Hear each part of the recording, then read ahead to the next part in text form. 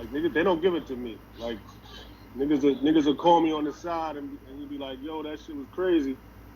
But they don't champion it like they don't champion me like they champion Benny and Conway. I don't get championed like that. They don't post my shit. I don't Why need you feel it. that? Why is that? I don't need it because I talk crazy. Because I know I'm the best and I say it. I'm not politically correct. I'm not gonna be like, yo, man, everybody's nice, everybody's this. I'm not doing none of that shit.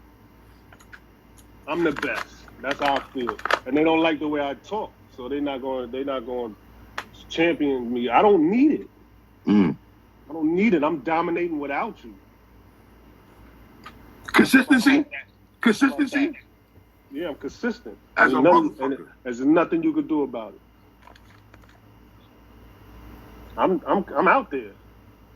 You know, so you could, you know, I like what Mickey did. Lupe, I throw you a little one verse here. I'm doing projects that are classics. I'm out here. You and Big Ghost, man. Talk to me, man. How did that link up? How did that come together though? He hit me up one day and said he wanted to work. I was like, fuck it, let's do it.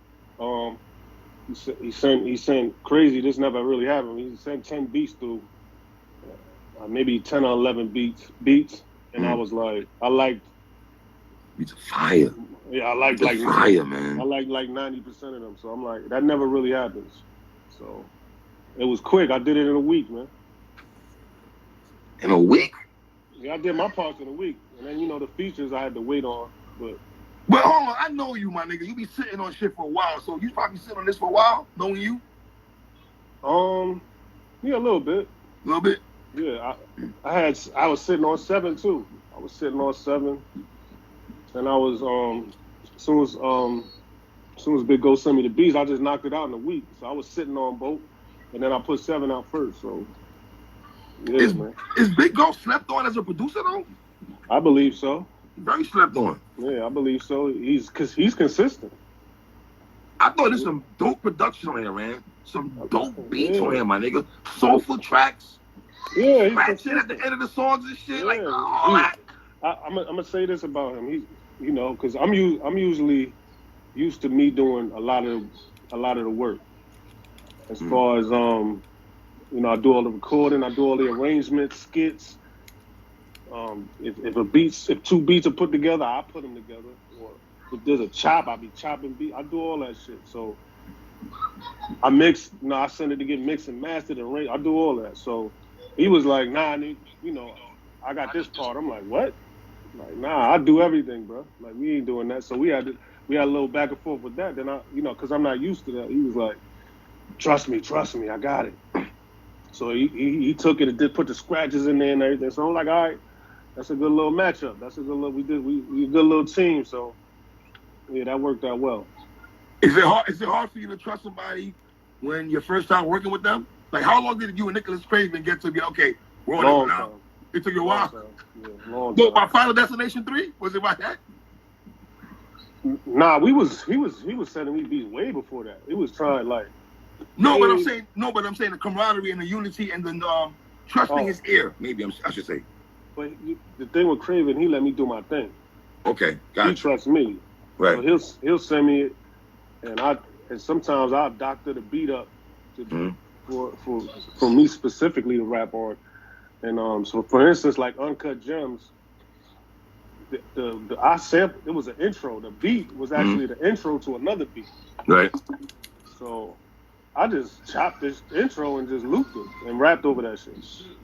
And that was Uncut Gems. So it was like he just let me do my thing. He like, yo, go ahead, man. He trusts me. So that's how that worked. You know what's funny though? Because I hit you up, I text you and I told you this. I'm like, yo, fam, on a lot of your projects, it says co-produced by your government name. It says it all the time on there. Yeah, I do a lot of work, man. I do a lot of work. I don't think I get credited for that either. But that's your fault though, Ran. That's your fault. You don't get credit on that part. That's your fault though, because you don't talk about it enough. True, but it's true. But I'm talking about it now, so yeah, that y'all know. Facts. When you're hearing themes, you're hearing skits, the voices, the everything. That's all me, man. That's all me putting that shit together. And then on this project, it was kind of like I had to trust Big Ghost to do what he did on his end, and he came through, and it was beautiful. It was beautiful. So obviously you're a big Game of Thrones guys. What if people who are not familiar with Game of Thrones don't know the concept and where you're going with this? Are they lost in the sauce?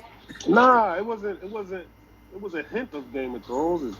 It was Conan. It was a little bit of Conan the Destroyer. A little bit of Conan the Barbarian.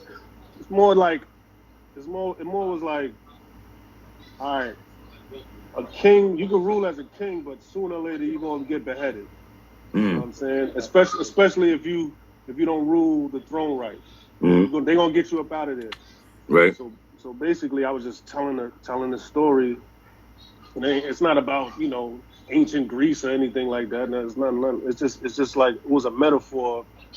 When you on top, right? You gotta watch how you move when you're on top, or they'll get you out of there or beheaded. So I just used the beheaded part as a metaphor, so they'll get you out of here. But what about the titles of the song, though, Rand? Lord Stark, All the King's Men. Yeah. You know what I mean? I get that. That definitely is Game of Thrones inspired. You know what I'm saying? I got to give people something to, but I'm not talking about, you know, right. I'm talking about Game of Thrones, but it's inspired by that because I feel like Ned Starks, man. You know? Right.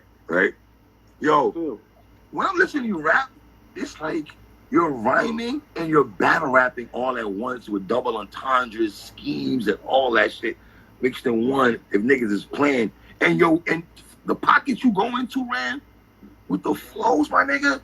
I think can I say you master that? Like you really mastered your flow. Yeah, I would say that. Definitely. Talk to me about All the King's Men with Mickey Facts and your artist JR, man. Yeah. Let's just get that straight. Yeah, Mickey went crazy. JR went crazy, but I set the tone. Like I said, I never send a track without my verse on it. I never send a track without the direction. You understand what I'm saying? Right. So I'm gonna put it like this. I'm gonna throw you the alley-oop. You just gotta dunk it.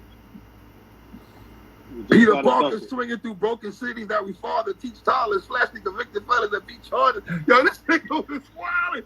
Peach Cobbler, fool for your daughter, your feet wild. Yo, this nigga was wildin' on there. That's not a street rapper. That don't sound like a cocaine rapper. No. Nah. That's a poet. That's a poet right there. That's all. I don't think I get. Man. Pardon me. I just want to say I don't think I get respected as one of those guys that is very poetic and prophetic. You know what I'm saying? Like, I talk that talk, man. Your artist JR, man. Talk to me about this brother, man. He's crazy. He's crazy, man.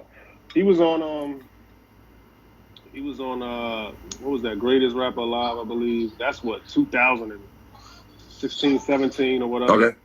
Okay. He wasn't even really rapping. He was playing ball overseas and shit. Okay. And I don't know, I came across his profile. I don't know what it was, what platform it was, but I heard him rap. And I reached out, and he was like, I don't really rap. I'm like, well, motherfucker, you need to.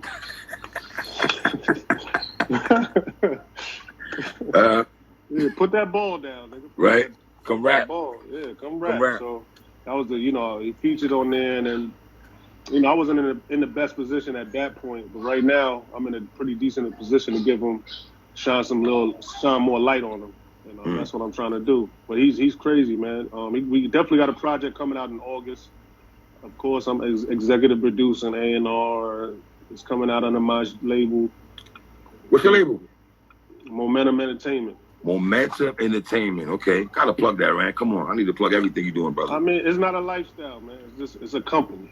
It's not a lifestyle. It's not like Griselda. It's not no cool shit. You know, right. None of that cool shit. Right. Just come fuck with me if you want to get your shit heard. That's all.